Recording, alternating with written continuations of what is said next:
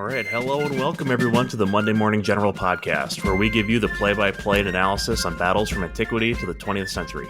On today's show, we are talking the Battle of Marathon, Part 2.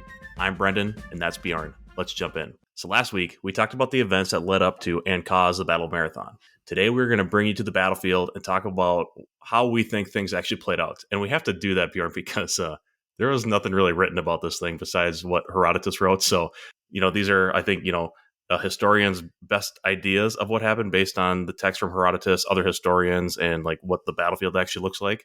So this is not exactly, like we always see from like a World War II battle, knowing all the small details. Like we'd have all the reports from the lieutenants and the captains and the generals. This one, we don't got any of that. Right. Well, and that's a huge aspect when you're trying to evaluate history, especially the further back you go, the less sources you have to kind of go off of. Like you said today, everyone and their grandma, is writing about a story that happened, or, especially like take the Civil War, for example. You've got the vast majority of Americans could read and write. So they're writing home, and we have all these primary sources.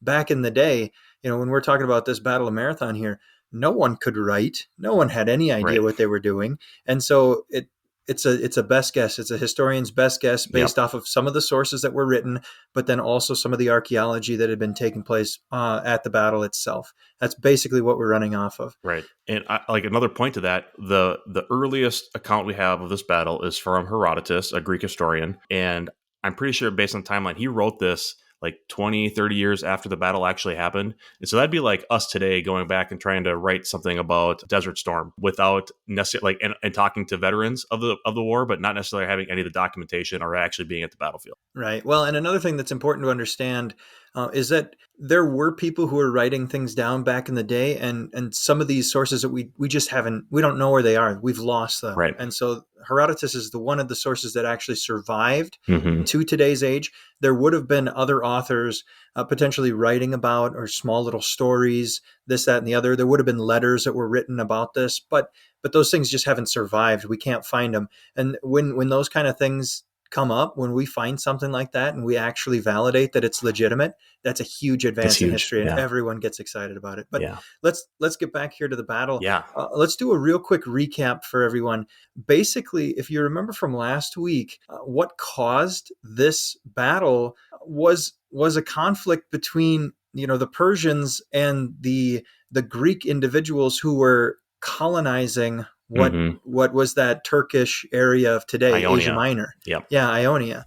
And so you had a couple people switching sides back and forth, and then that basically leads to this Persian invasion of Athens. And it was really Darius, like a revenge story, right? Like the Athenians. So it's like revenge and empire expansion, and then little underdog Greece trying to hold back the big empire and maintain their freedom.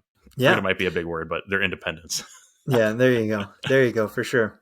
Okay, so last time we had Persians had landed at Marathon. So we have the Persian host landing at Marathon, which is really close to Athens. It's like 17 miles by the way the crow flies. So the first thing I want to talk about is at a strategy level, why did Persia land at Marathon and not go around the peninsula and land at Athens? Right, because don't they send their navy around towards Athens anyways? They do later, yeah. Yeah, and so the question that's a good question that I have as well, is why would you choose to land at Marathon? And so I think we got a couple different ideas. One of them, you're just talking about these navies, they only had so much supplies, only had so much water on them. And so one of those easy ideas that you could come up with is, hey, they stopped at Marathon because every night these navies would pull their boats up, get off, and they would camp. There was very, very rarely in antiquity did anyone spend the night in a boat on the water. So that's one of the ideas. I think that's a big consideration too, because we're talking at least a dozen, and some sources have up to hundreds of these Persian triremes that need to land and disembark all the soldiers, all of the camp followers, the horses, the supplies. Like that takes a lot of space. You need a really nice place to put boats up or ships, like up on land to disembark. And I think we have to remember Greece is a pretty mountainous area, and the coast is Mm-hmm. really rough. So there's not a lot of great places to actually land ships for, especially for a large army to disembark and get off. So the terrain of Marathon is definitely a lot more suitable for that compared to Athens. Mm-hmm. Yeah, and then you've got the idea. So terrain plays a huge potential in my mind as to why they would want to go there.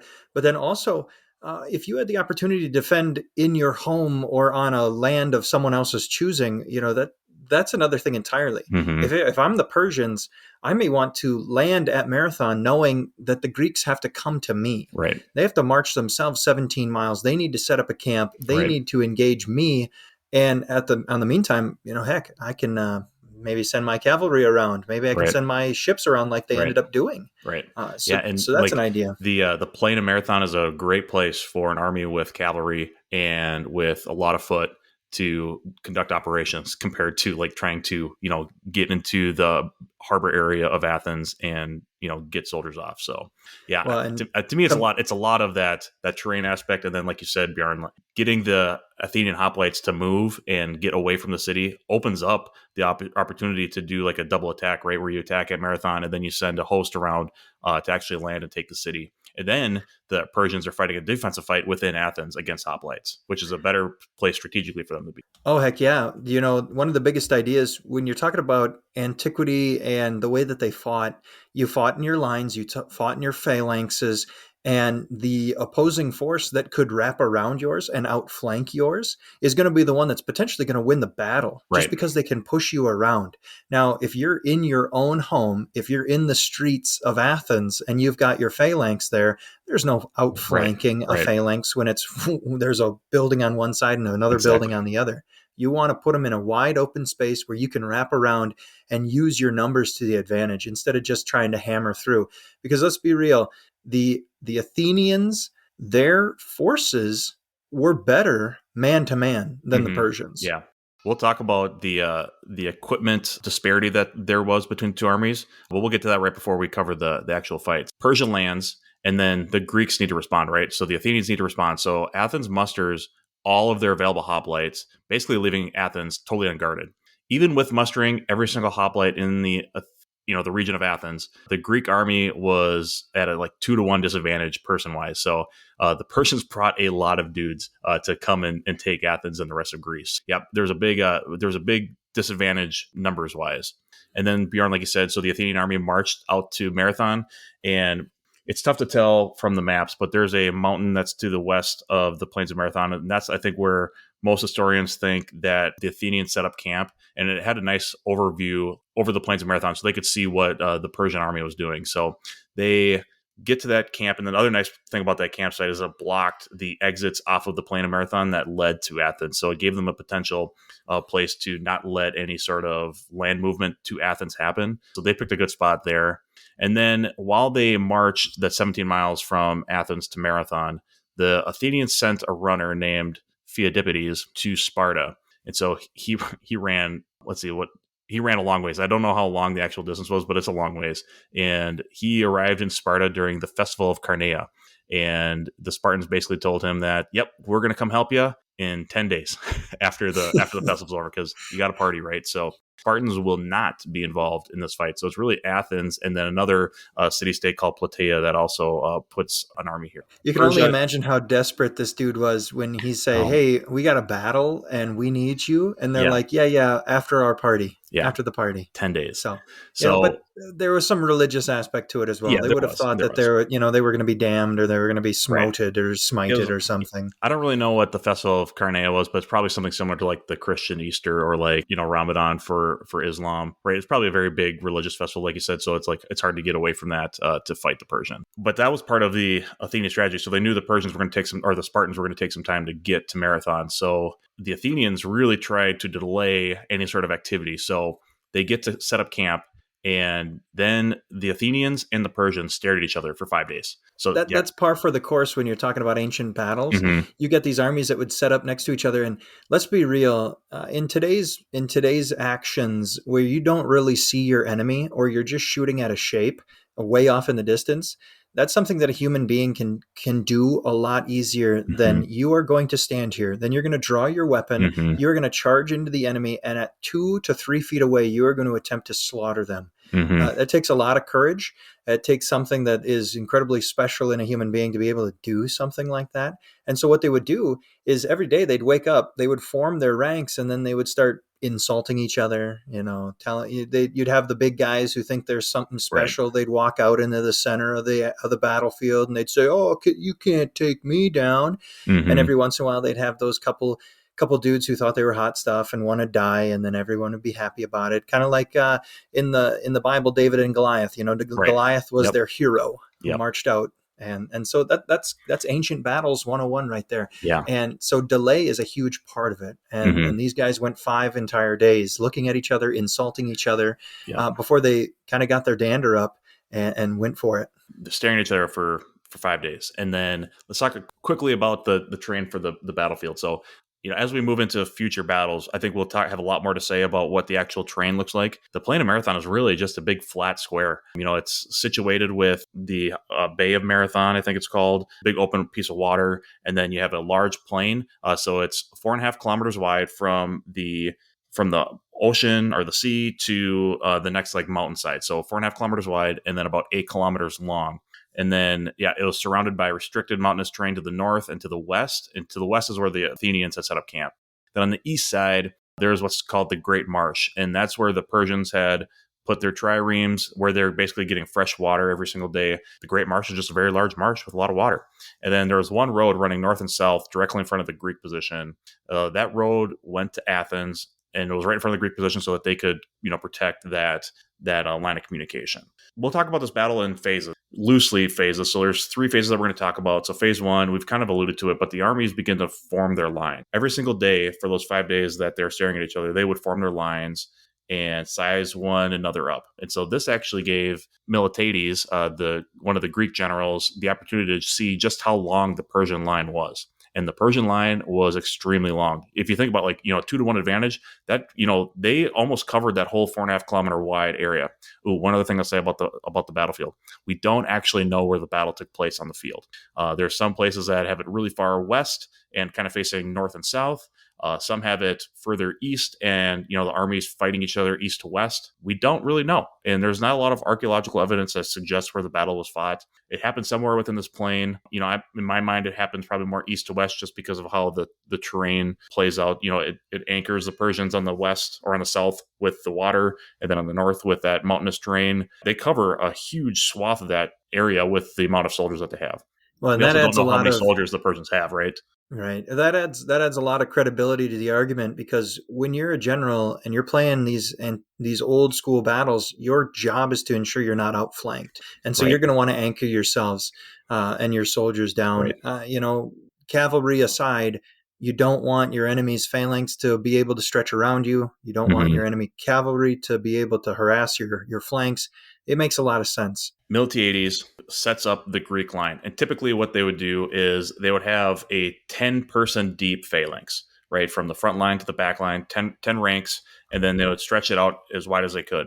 The problem that the Greeks were running into, if they were to create, a 10-rank deep phalanx across the whole front, they would be very quickly enveloped on both sides. Like the Persian line's way longer than that. What the Athenians do is they create 2 strong wings and then a very thin center. So on the wings, they had 10 rank deep phalanxes.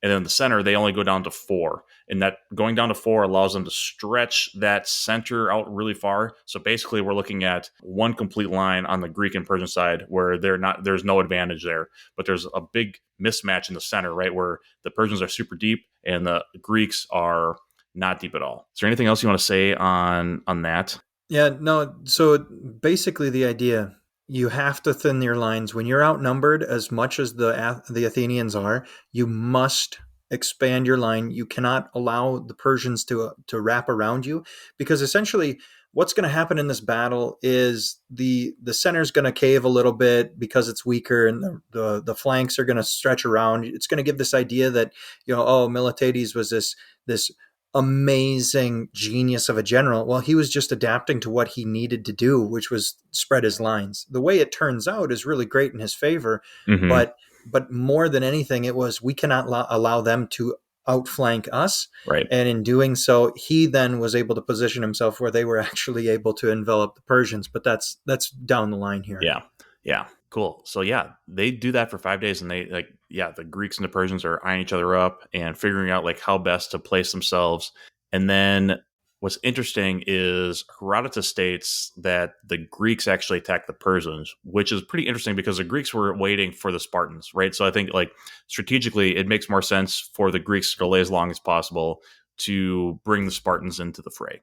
And that's not what happened. And in my mind, with Herodotus saying that, I think, it sounds more honorable and more aggressive to have the Athenians, attack first into the Persians, when in reality, that doesn't really make the most sense. I think there's a couple of things that we have a couple theories here. So theory one, the Persian army began embarking a part of their army back onto the fleet, and with the intention of going to Athens. And I'm sure the Greeks kind of understood that, right? Time was quickly running out for the Greeks to make a move.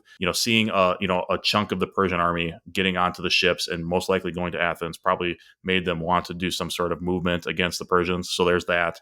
Theory two is that the Greeks counterattacked a Persian attack, right? So it looks like the Greeks attack, with the Persians moving west.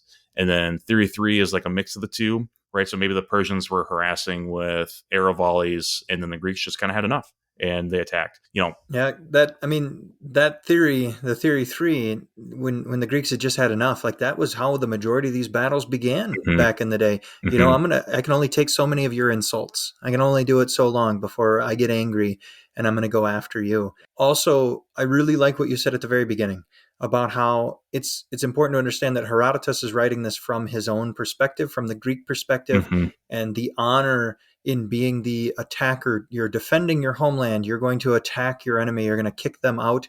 It sounds better when you're writing about it. And so I could easily see that as being the true way that this occurred was, the Persians, seeing that they outnumbered them so sufficiently, they were the ones who got their dander up. But Herodotus wanted to say it in a different way. Yep. Or maybe the veterans of these battles who he was talking to remember it, in quotes, in a different way, because they wanted to have the honor of... Remember how brave we were that day. Yeah, we were the ones. Because let's be real, how brave would you have to be to charge into an army of Persians twice your size? Yeah, pretty brave. Yeah. But, if you see like a threat to Athens, like, hey, we need to go and, fight this Persian army and then hightail it back to Athens to defend the city. Yeah, we got to start the attack now. We can't wait for the Spartans. So I think that's what happened. 5 days in, they formed the lines up, and then the battle happened. The best guess we have for the date of the battle goes to a German historian named Philipp August Beck, and he puts the date of the battle as August 12th, 490 BC. How the battle started, lines formed, and they typically form, probably like 500 meters to a kilometer away from each other, right? So there's a big open no man's land kind of thing between these two armies. And so the Greeks are in full hoplite armor, Persians are across, and the Persians are just launching volleys of arrows and, trying to attrit the Spartans or the Athenians as they move to the line. And the Greeks actually, when you see like city-state versus city-state, so Athens versus Sparta or Athens versus Eritrea or any of those, arrows and bows were not a big part of the kit for Greece back then. And so it was really, really heavily on spears and swords. And the only way that the Greeks thought to get through that first initial volley of arrows was to run, right? So the battle was characterized by a Greek veteran forever afterwards saying simply that we ran. And that's what the veterans would talk about with this battle. How they described it to Herodotus was that they ran for the battle. Arrows coming down, and they're just running. That doesn't sound like the greatest idea in my mind. You're wearing 35 to 50 pounds worth of equipment, and you're running a kilometer to get to your enemy. You're going to be incredibly winded by the end of that run. But you're weighing your options. Right. You walk and let the arrows rain down, which, to be fair, hoplites had much better armor coverage than other soldiers at the time, but you're still gonna take damage from those volleys. So we ran.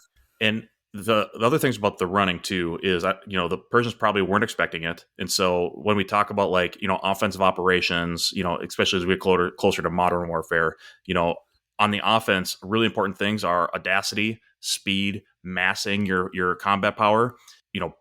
having them see you walking, and then all of a sudden, Greeks start sprinting towards your position. That's kind of scary, with these dudes in their full kit. So yeah, they run, and then the toughest thing to me here is getting back into the phalanx formation and locking in with the shields. So I don't like we said, we don't know what that run looks like if they ran and then they stopped right away and then phalanx form and then put spears down, or if they ran. I don't think they ran straight into the Persian line. I think they must have stopped short and reformed up and then attacked. But yeah, they would have had to have done that in order to put themselves back in their phalanx position, which is in fact their greatest advantage in this battle. If they were to have spread themselves out in their run, someone's faster, someone's slower. Oh, that's a big guy back there. He's huffing and puffing. Your lines they're gonna break. And if you allow the Persians to infiltrate your lines, their numbers, they're going to overwhelm you. And so they would have had to stop, probably 50 yards short and reformed and then push forward. Yep. Yeah, that run would have sucked so hard. When we're talking about, Athenian hoplites at the time, these guys had long spears, probably in the 9 to 10 foot length range, with a large spearhead on the top. And then and then compared to the Persians, long spears versus Persians with short swords. So the reach advantage, like when you talk about boxing or MMA, taller dudes with long arms have an advantage over the short guys. If they can keep people away and hit at a distance and then never get hit themselves, that's huge. So if you can use your shields combined with those long spears, that gives them a big advantage. Speaking of shields, the Athenians had wooden shields with a bronze cover, and then they had a grip near the edge, which gave them really good control. And the phalanx is all about protecting the guy to your right. I think to the right, right. So it'd be the guy to your left. Most people their shields are in their left hand, so it would have been the guy to your left. And then leather armor. So they weren't using any like a large amount of metal at the time for armor. So it was leather armor, and that weighed 60 pounds, right? So you're talking about a chest piece and probably arm pieces and leg pieces, and then a bronze helm and greaves. So this is heavy stuff, right? So 60 pounds at least of armor with a short sword and a shield and a long spear. You're probably talking close to, probably 75 to 100 pounds of gear. That's a lot to run with. And then having to fight hand to hand. It's a lot. Let's talk about these armies quick. So the Athenians, I think, the guesstimate that we have here is probably 9 to 10,000 Athenians and then 1,000 Plataeans that had joined the fight. So we're talking, probably anywhere from 10 to 11,000 Greeks. The hoplites had a weakness, right? The flank. Hoplites are really great against lights and heavy infantry because they're all their armor is forward, right? If you're a man facing forward, it's like playing football, right? All of your padding is facing forward. That's where the Greek army is really strong. The Greek army is super weak on the flanks, right? They're all about facing forward. So if you can get any sort of turning into the side of a Greek army, you have a big advantage. So everything the Greeks are doing is trying to prevent anybody from getting to their sides. So and that's the thing. The Athenians, the majority of their experience, these guys would have had some experience fighting little skirmishes back and forth between city-states, but what they're fighting is phalanx versus phalanx. Yep. And so these guys, they're intrinsically aware of the problem and the vulnerability with their phalanx. But when you're up against the Persian army, if they don't outflank you, you have an immense advantage with your reach, with the locking shields, the protection that you're providing. So, that's going to play really heavily in, but the problem is mass. The Persians have the mass. They have the mass. Yeah. So let's talk about that here. So all the ancient sources, we're going to talk about this when we talk about any battles from antiquity, Bjorn, or ancient battles is, huge army sizes, right? The sources, Herodotus to all the other historians, 100,000 to a half a million Persian army against 10,000 Greeks. A modern day army would have a hard time sustaining a 500,000 man in the field. Yeah. Especially, how are you supposed to put 500,000 men in a 4.5 by 8 kilometer square? How are you supposed to get them from Persia to Greece? The logistics are impossible. Yeah. So that's important. Important to underline that this Herodotus is trying to make a really great story, and a great story shows 11,000 Greeks. It's an underdog tale against a 500,000 Persians. Yeah. It's nonsense, and that's something that's important to understand. Is the best guess is what we have with history and evaluating these sources, they're going to exaggerate. I'm sure you've never caught a fish that was 8 feet long, I've never but exaggerated. you hear these stories all the time in today's age. Humans are fallible. Humans want to make a good story. Yep. Herodotus wrote this story, and it was a good story. So, what are the modern estimates say? Let's look at this for real. The modern estimates, based on what they could supply with armor, transportation, and supply with food, water, and all that, about 25,000 infantry, and then maybe 200 still a horse. good size. Still a good size. Still large, and still at least 2 to 1, and a little over that. So yeah, 25,000 foot, and then 200 horse. So the interesting thing about Persian horse. So Herodotus tells us that from the age of 5 to 20, the Persians teach their sons just 3 things: to ride horses, to shoot the bow, and to speak the truth. So, well, that's very poetic, Herodotus. It is very poetic, yeah. So, but I mean, they know how to ride horse and they know how to shoot a bow. And the bow thing is interesting because the Greeks don't really deal with that right now. So the Persians have a nice, if you're talking about range, now you're adding in arrows. Like, these are not, English longbows that we'll talk about, at Agincourt and anything like that. But these are, probably, maybe out to 100 yards. And you were talking about a volley of arrows. So they're not like, precision, like Legolas marksmen, right? They're throwing out a bunch of arrows at a time. And most of that artillery is coming from the horse. When we talk about cavalry, the horse got a harness. It's got a really small saddle cloth. I don't think they have any like bits or any sort of like stirrups, right? So there's not much control. The cavalry does not have any armor on the horse. We're talking about maybe 130 arrows, maybe an iron club, a couple of javelins that they're carrying, and then they're wearing, cloth trousers, a tunic, and a cloak, and a felt cap. This cavalry is not, like with lances and, charging in, onto the flank, right? This cavalry is hanging back. They're shooting arrows. They're probably protecting, Darius's, area on the battlefield. So, or not Darius wasn't there, but, protecting the leader. When we're talking, like, going to be some people say, well, the cavalry left. And it's like, well, that doesn't really make sense because the cavalry wouldn't really do much in Athens. So I think the cavalry was there. They just were very ineffective here. Yeah, well, and that's important to understand. You're absolutely right when you're talking about the equipment that the horse would have had. Stirrups would not have been invented for many hundreds of years after this, and so that's the major difference between light cavalry, which is useful for scouting and reconnaissing and harassing your enemy's flanks. That's light cavalry versus the heavy cavalry that we're going to see in the times of the Middle Ages. That's the stirrup, the creation of the stirrup, the ability to anchor yourself into your horse and harness that horse's weight along the side of your javelin. That's what makes it a heavy horse. Right. The light cavalry, not the most useful in this type of a battle or this type of a scenario, but also could do great amounts of damage if they're allowed to get around. If they're allowed to get around your rear, that's where the harassment's going to really happen. And that's what the Greeks definitely have to be cognizant of.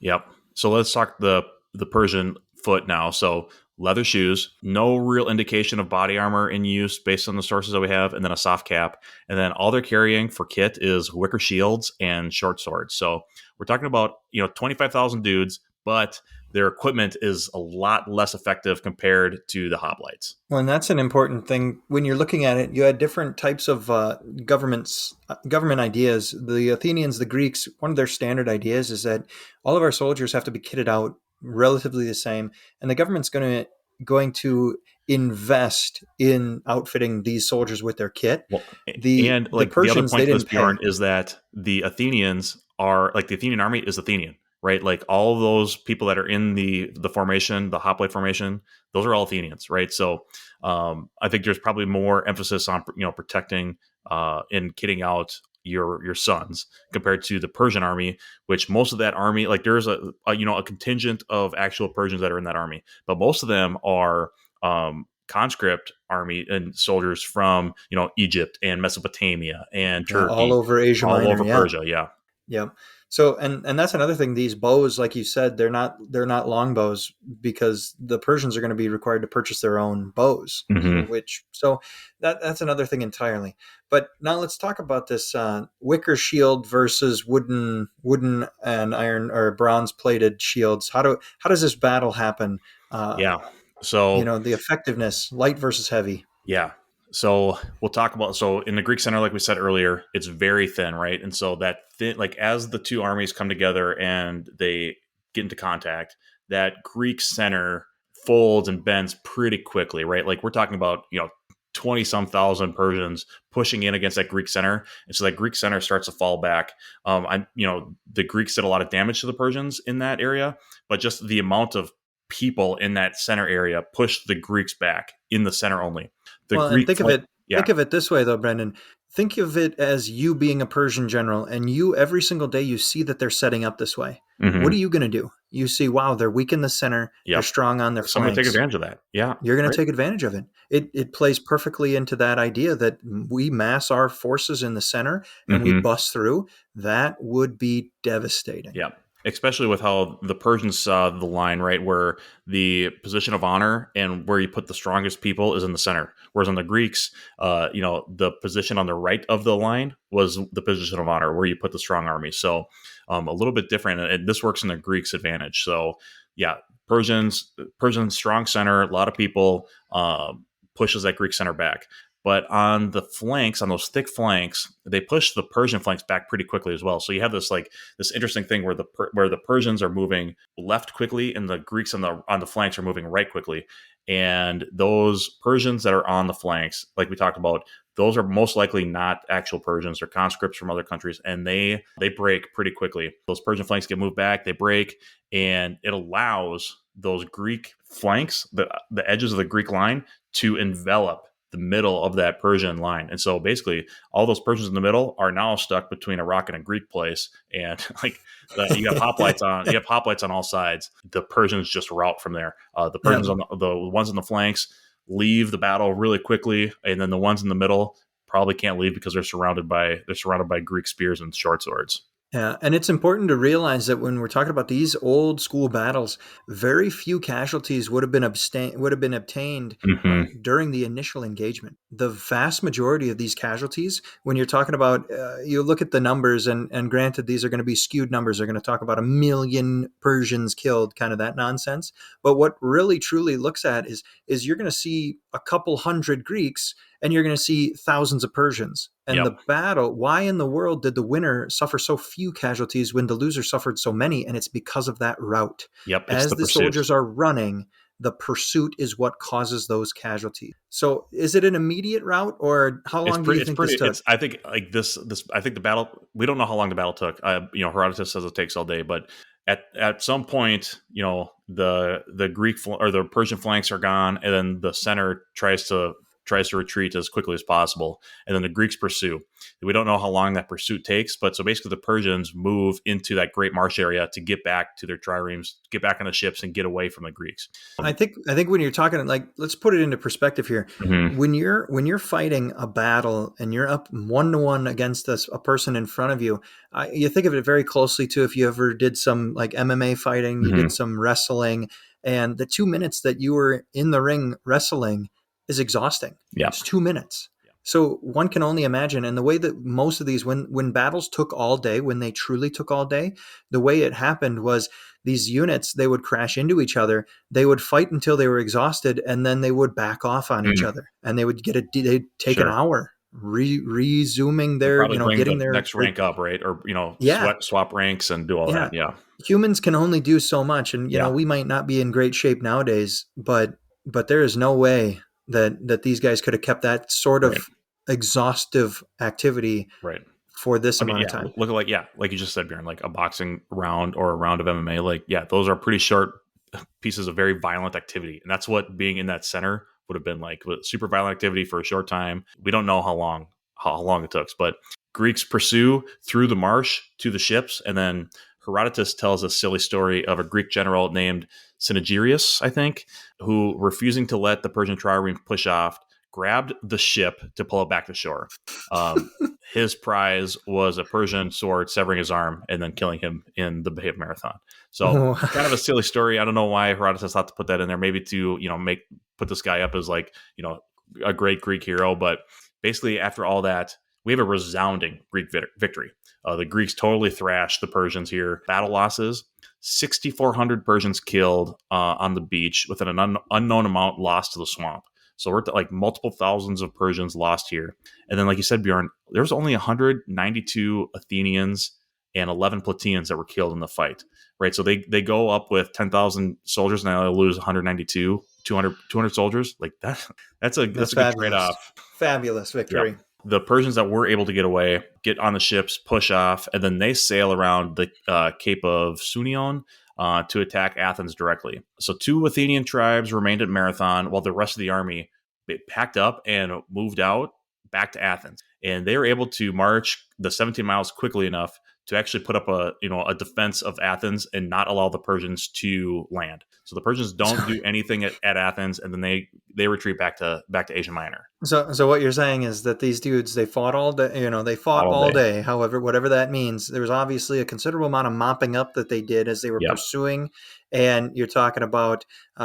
Imagine, obviously, these Persians have a lot lighter equipment, so when they're running for their lives, the Greeks are not going to be able to pursue them at that same top speed. But they're running after each other, slaughtering 6,400 soldiers, and then they said, okay, guys, it's time for us to pack up. We got to go back home as quick as possible. Mm-hmm. Like, that's a good day's work. Let's be real. That's a good day's work. So that's a battle. The Greeks thrashed, but I think there's some like really interesting historical significance things here, especially to our friends that do a lot of running. Oh yeah, apparently the marathon. There you go. What's the you're talking about a marathon? What's the significance and what's the connection between the Battle of Marathon and a marathon? What is it, like 26 point something? So I think the miles? 26.2 miles thing is something to do with like a old English run that happened. But I think the initial I don't know how long the actual run from Athens to Sparta was. So that's where like the long part of the run comes from, right? Was that messenger run back to Sparta, and then all the dramatics around that where this guy runs back to the Athenian army and then collapses and dies. But so there's the super long run to Sparta, and then the army's march back to Athens in a really quick time. Kind of like those two things kind of come together into what the Nike marathon, right? So the Greek victory marathon. Nike means victory in Greek, so. All those things kind of come together to like form the lore of the marathon run that all of our crazy friends do today. Yeah, not me. Not me. So there you go. I mean, what a great battle for us to start talking about. Let's go way back. Let's talk about one of the first recorded ones. One of the first. Yeah, absolutely. Everything else prior to that, I mean, we're just. You're just guessing. By golly with the older stuff. So moving on, what are we looking at here for the future? Yeah. So I think, this is going to be one of the, this is obviously the first one we're going to talk about with Greek versus Persia, but there is a lot of conflict between Greece and Persia. And so we're going to be coming back, I think, to this time period and talking about, the different fights, but, land and navy. The Battle of Thermopylae, for example, the 300 Spartans. Campaign. All of that. And, even like all the fights between the Greeks. So I think there's going to be a lot of interesting things for us to talk about here. But I think, next time we're going to move up, like 2,000 years, and we're going to talk about the American Civil War, specifically the Battle of Antietam, the bloodiest moment in the Civil War. So it's one of my favorite battles of the Civil War to talk about, to learn about. It still holds the record for the most Americans killed in a single day. You talk about Gettysburg, and they say that's the largest battle we've ever been in, casualty wise. But Antietam was 1 day. Gettysburg was 3. Yep. So I'm looking forward to that one. That's going to be a great conversation. So everyone, thank you so much for tuning that dial and listening to our first 2 episodes. Be sure to subscribe and follow so you don't miss the next series about Antietam. And then we got a whole bunch more coming down the pike here. So we'll talk to you soon. MMG out.